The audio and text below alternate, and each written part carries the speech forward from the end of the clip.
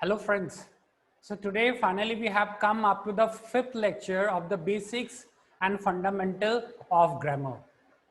And today in this fifth lecture we are going to discuss and see some very important rules of grammar. Now here there is no need to panic, there is no need to get confused because we are not going to learn some very difficult rules of the grammar. Here, I never forget that this series, what we are discussing in this basics and fundamentals of grammar.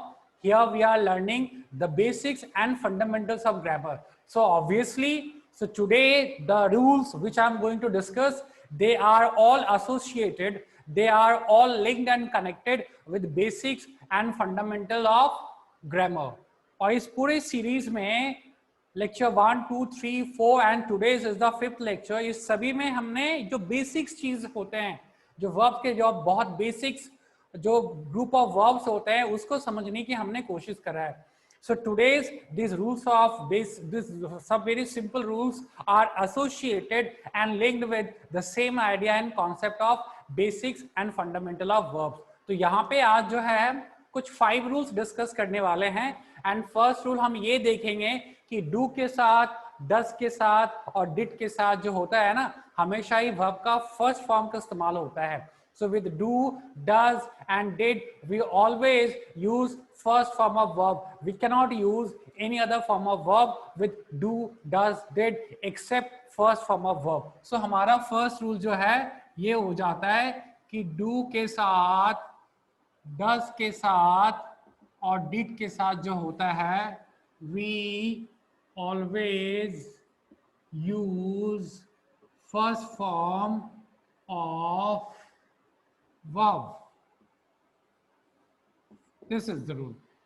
This rule. First 5 rules are there. This is the first rule. We are going to discuss this कि do के साथ, does के साथ और did के साथ जो है हमेशा ही ना फर्स्ट वर्ब के फर्स्ट फॉर्म का इस्तेमाल होता है. और एक और चीज मैं बता दूं आपको कि ये जो do एंड does का इस्तेमाल होता है प्रेजेंट टेंस में होता है, और did जो होता है do और does का पास्ट टेंस है, which हमने ऑलरेडी देख रखा है. The past tense of do is did and the past tense of does is did.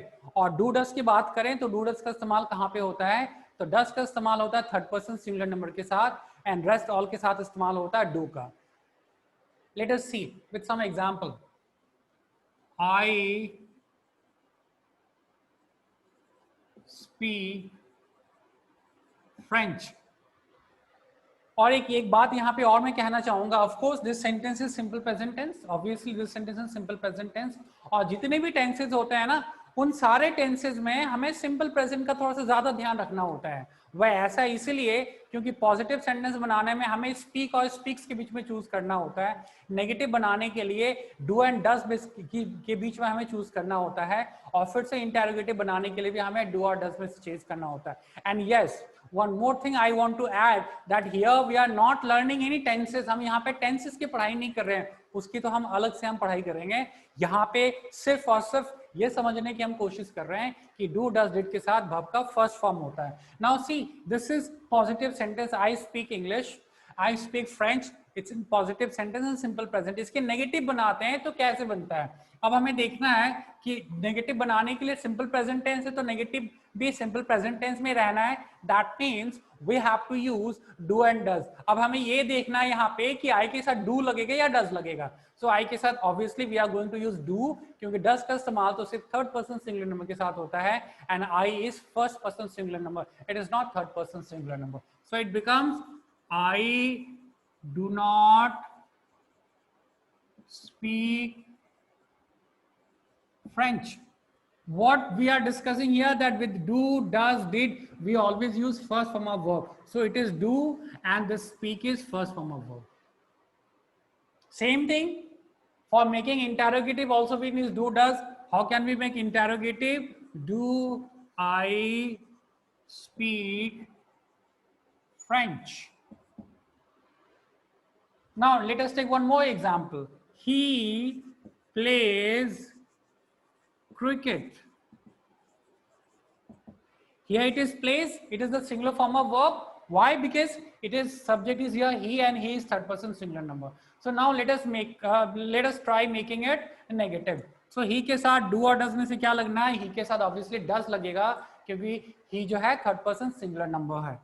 He does not, और हमने रूल्स क्या देखा है कि डज के साथ भी वर्ब का फर्स्ट फॉर्म लगता है. तो यहाँ पर जैसे डज हो गया ना, तो ये जो वर्ब का फिफ्थ, ये जो फॉर्म है एस फॉर्म है, इसको वर्ब का फिफ्थ फॉर्म कहते हैं, ये वर्ब का हम सिंगुलर फॉर्म कहते हैं. तो यहाँ पे प्लेज में से ना ये प्ले हो जाना, because it is first form of verb. The moment we use does, तो प्लेज में से यहाँ पे प्ले हो गया.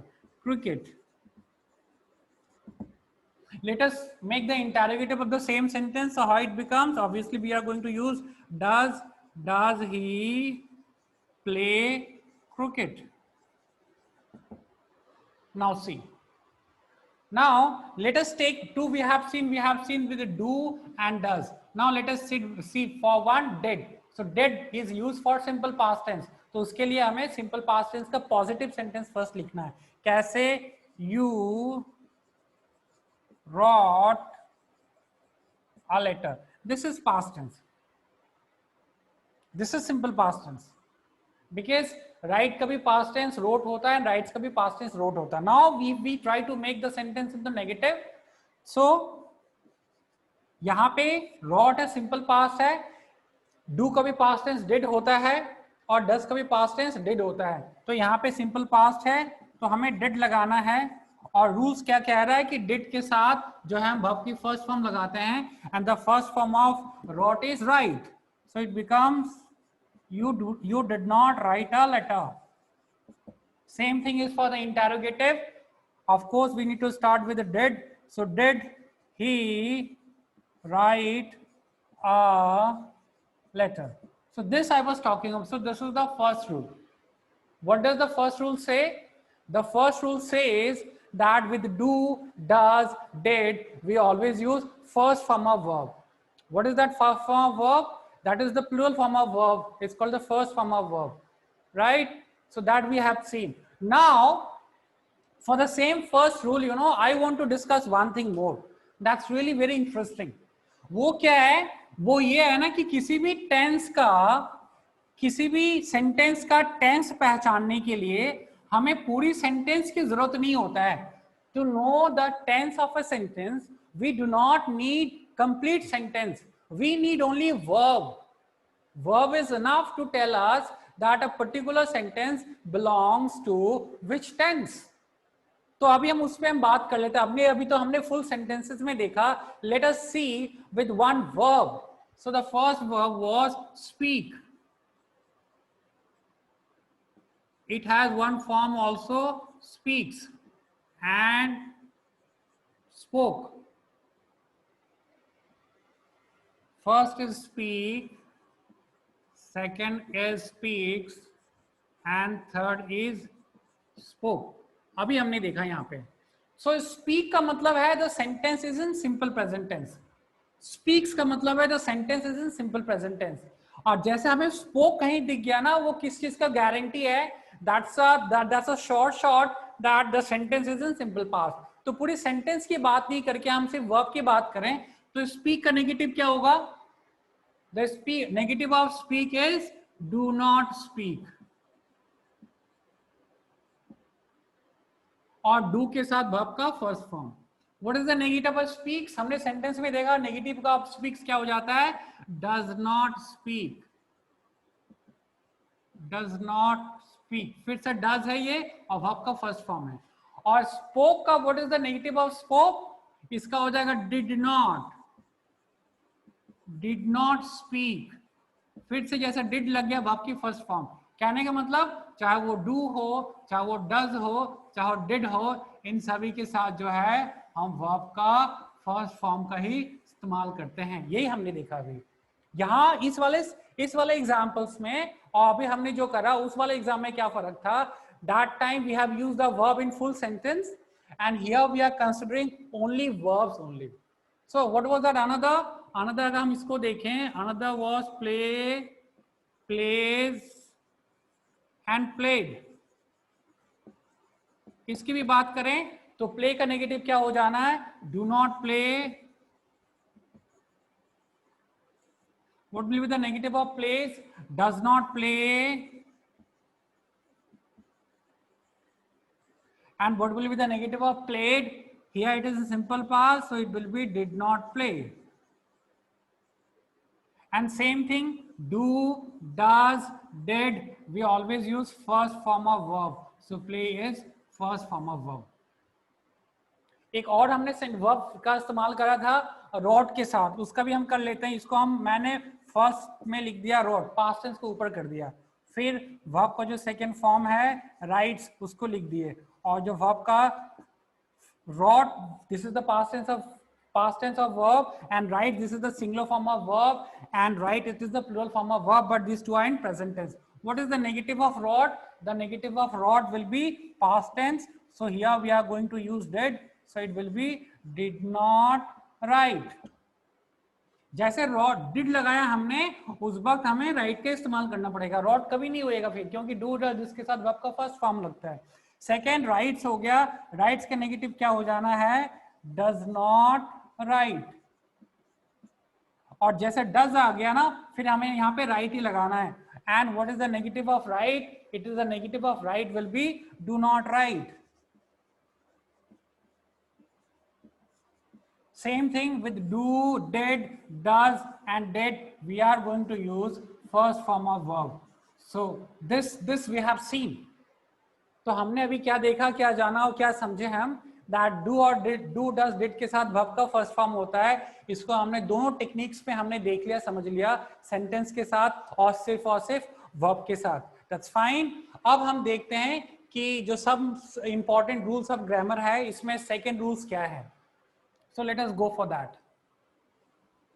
Now we will see what is the second rules of this important rules of grammar in the basics and fundamentals of grammar. What is that second rule it talks? So the second rule says कि जैसे हमने do, does और did के साथ verb का first form देखा first rule में. So the second rule says that with do, does और did के साथ जो है ना, we always use have.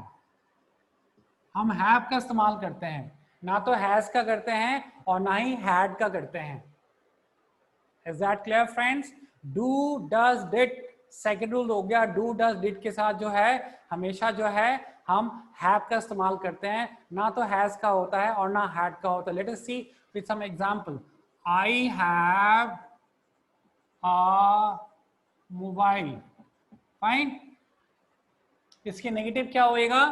I के साथ अब हमें do, does, did के कॉन्सेप्ट में सोचना है.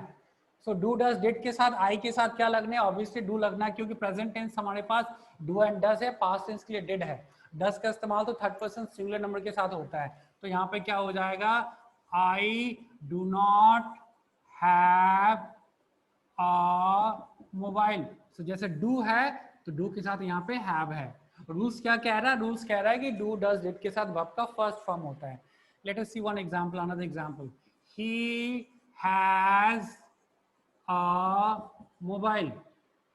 So here it is has. So now we have to choose the use of do and does. So of course we will use does because he is third person singular number. So how it becomes?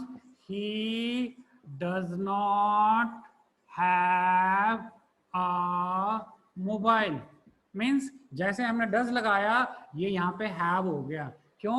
Because rule says does के साथ भी हम have ही लगाते हैं. तो यहाँ पे जो has था पॉजिटिव में, नेगेटिव में does लगाने के साथ वो यहाँ पे have हो गया. Let us see one past tense.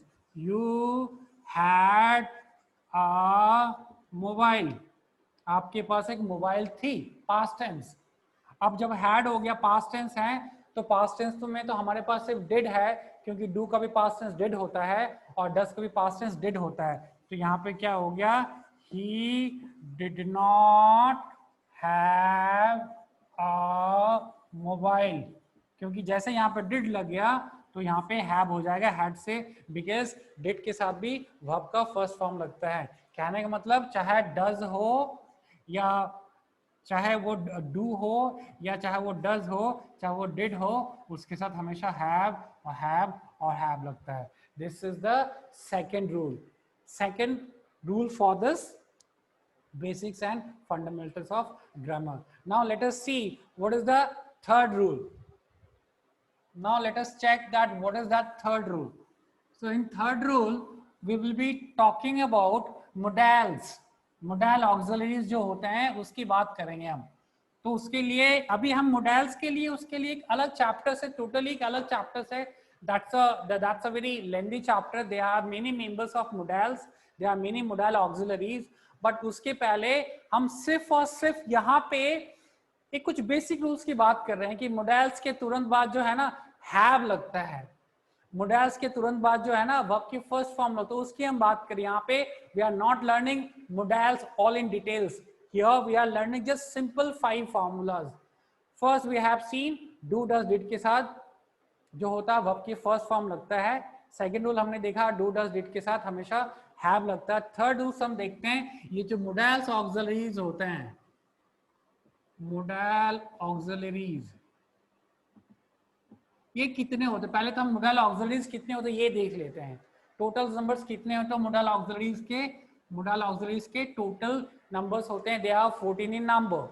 तो यहाँ पे we are not going to learn the modals auxiliaries. We are just going to see that what are those 14 modal auxiliaries, और इससे रिलेटेड जो सिंपल 2 रूल्स है उसकी हम बात करने जा रहे हैं. So that's very simple to understand and no modal auxiliaries. So certain they comes in pair. So shall is in present tense, should is the past tense of shall. So that's way it is very easy to recall and remember. Will, would, and then we have can and could, and then we have obviously may and might. So here we have 8. Now with 3 we use 2. So ought to, used to and have to. यहाँ पे हो गए 3. Now 1 is must, ये हो गया 1. और एक होता है need and dare, ये हो गए 2. So these are total modals. This is 8 plus 3 plus 1 plus 2.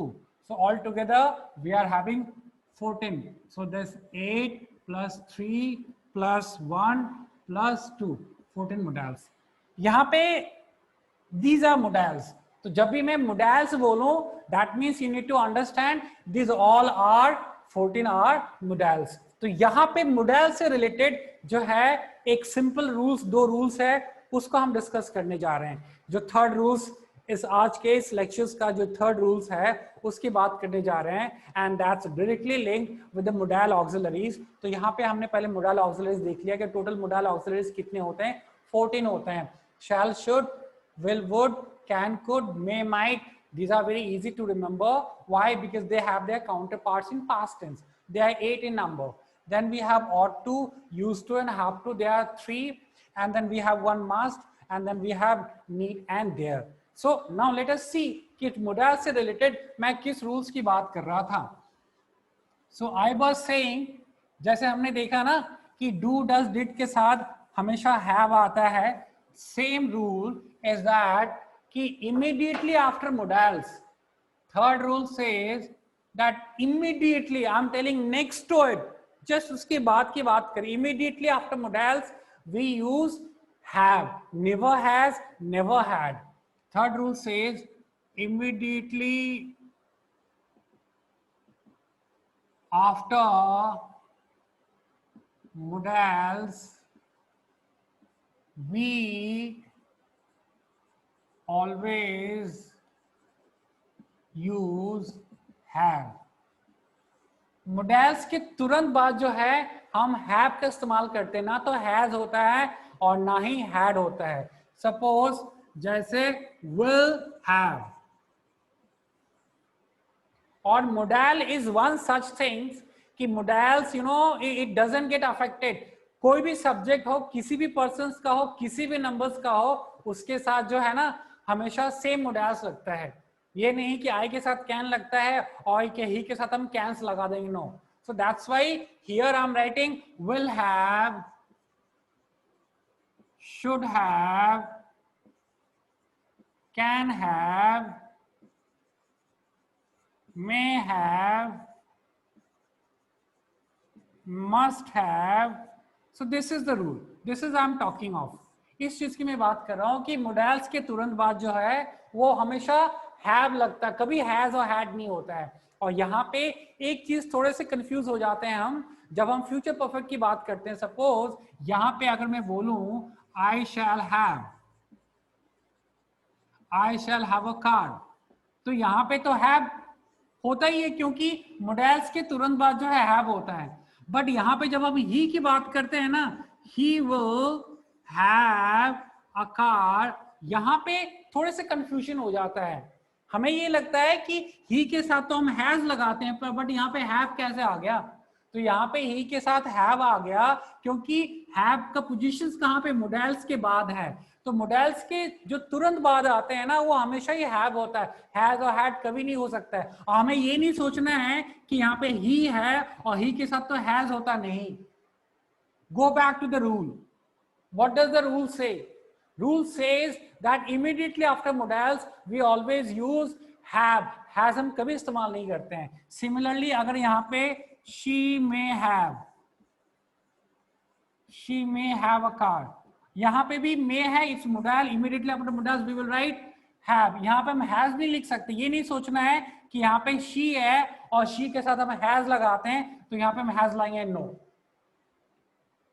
They must have a laptop। So modals जो होते हैं, modals के ऊपर जो होता है सब्जेक्ट का कोई असर नहीं होता है। Same modals can be used with the different subjects of different persons and different number। एक ही modals जो है वो अलग अलग persons और अलग अलग numbers के subject के साथ इस्तेमाल होता है। That's why इस वजह से भी modals का हम defective verb कहते हैं, क्योंकि वर्ब में तो ये चीज नहीं होता है ना, क्योंकि जब सब्जेक्ट चेंज होते हैं वर्ब तो हमेशा सब्जेक्ट के अकॉर्डिंग यूज होता है। जैसा सब्जेक्ट है वैसा ही वर्ब होता है, as is the subject so is the verb. But modals इस रूल्स को फॉलो नहीं करता है, इसी वजह से मोडेल्स को जो है ना हम डिफेक्टिव वर्ब्स भी कहते हैं। वो डिफेक्टिव वर्ब्स क्यों कहते हैं? तो मोडेल्स को हम डिफेक्टिव वर्ब इसलिए कहते हैं क्योंकि same modals can be use with subjects of different persons and different numbers. So यहाँ पे हमने क्या देख लिया कि मोडेल्स के तुरंत बाद जो है वर्ब हम हैज हैव हैड की बात करें तो सिर्फ हमेशा हैव होता है, हैज नहीं होता है और हैड नहीं होता। This is the third rule. Now let us check the fourth rule. There are 5 rules, so we will see and we will check here fourth rule of this basics and fundamentals of grammar. So the fourth rule is again, it is associated with modals. The fourth rule says immediately after modals we use first form of verb। modals के तुरंत बाद जो होता है हम verb का first form का इस्तेमाल करते हैं। This is the fourth rule। Immediately after modals we use first form of verb। modals के तुरंत बाद जो होता है हम verb का फर्स्ट फॉर्म यूज करते हैं। That means can go, will go,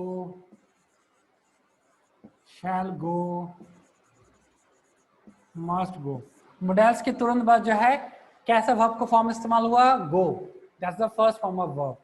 go, always, would speak, must speak, could speak,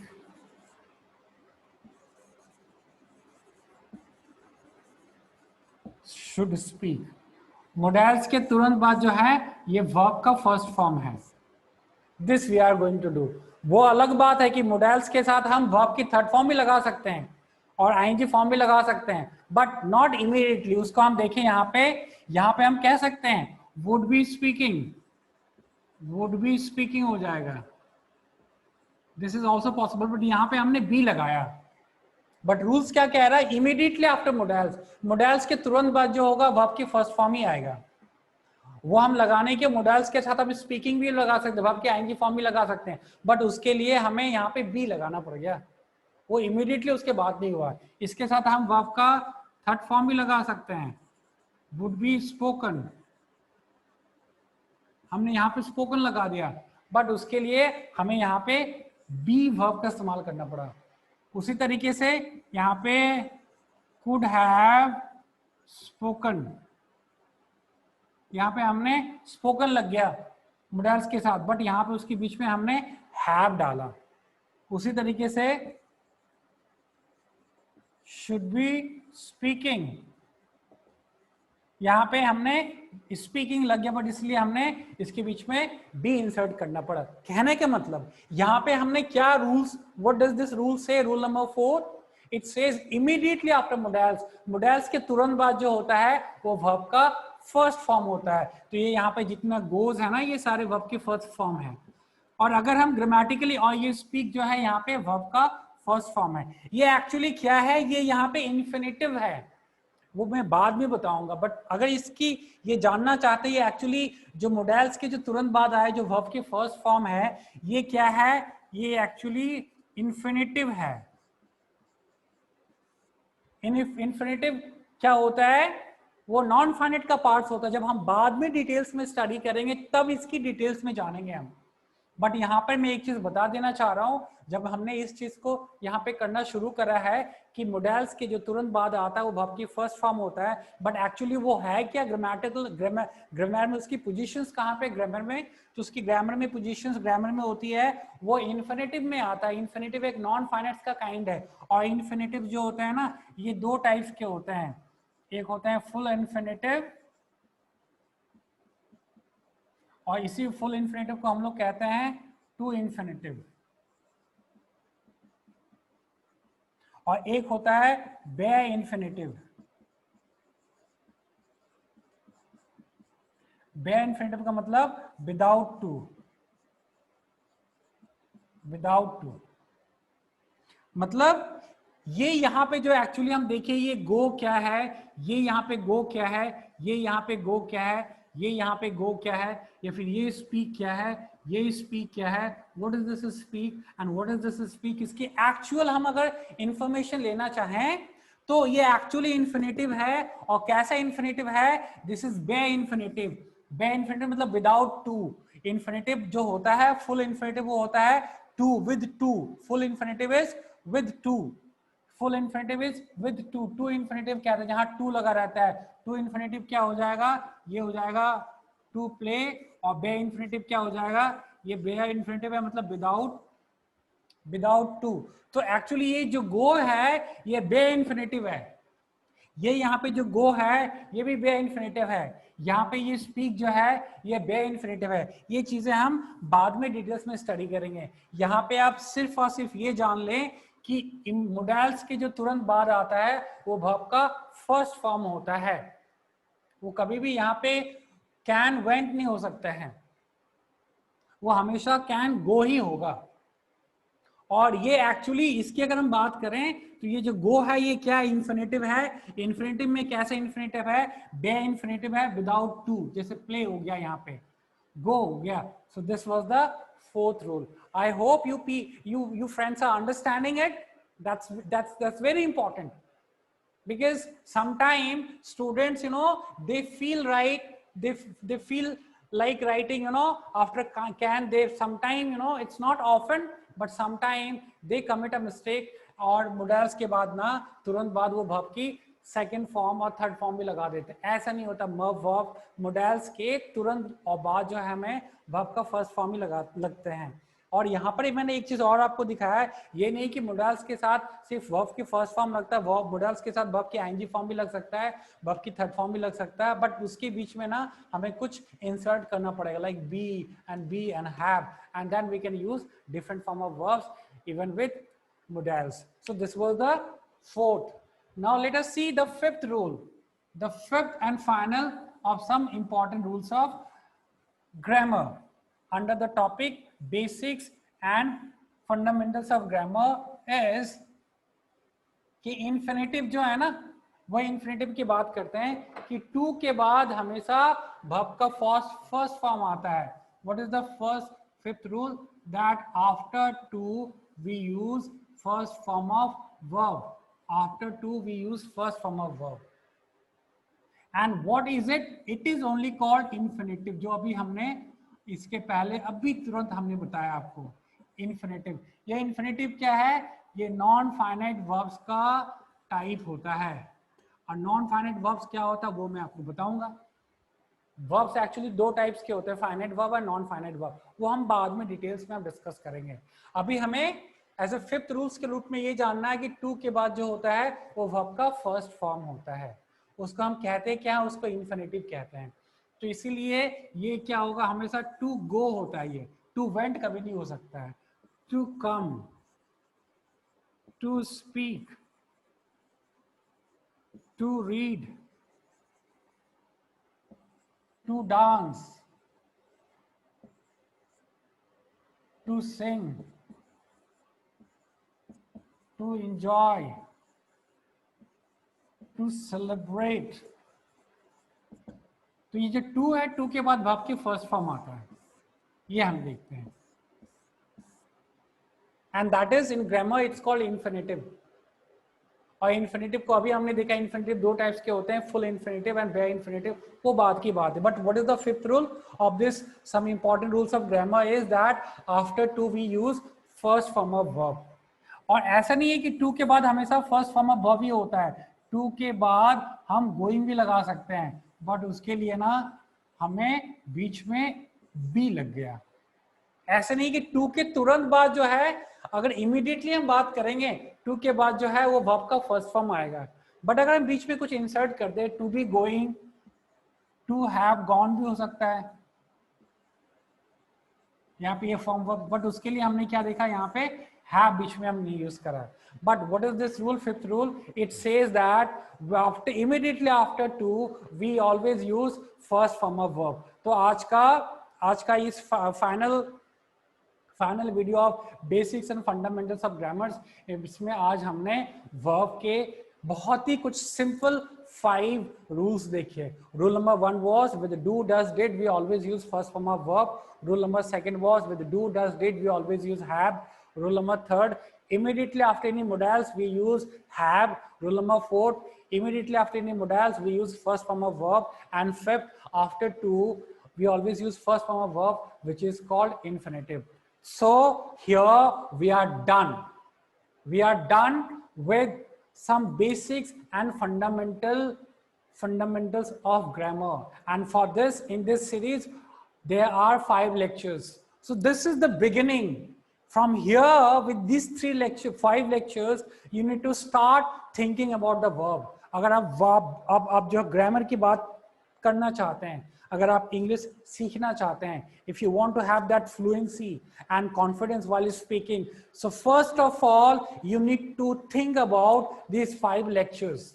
और इसके बाद फिर से हम जो है ना इसको हम दूसरे तरीके से फिर से हम स्टार्ट करते हैं. So today we are done with 5 lectures of basics and fundamental of grammar, and that's only my wish कि आप जो है इन 5 लेक्चर्स को बहुत सीरियसली समझें. क्योंकि इसके आप जो कुछ भी करेंगे, whatever you may be doing, whatever you would be doing ahead in future time about learning and sporting, about writing and speaking, doing any kind of activities in English, these 5 lectures will always help you. These 5 lectures will always give you confidence. Is that clear? So by the time we meet next time, be confident, keep on speaking confidently. Thank you.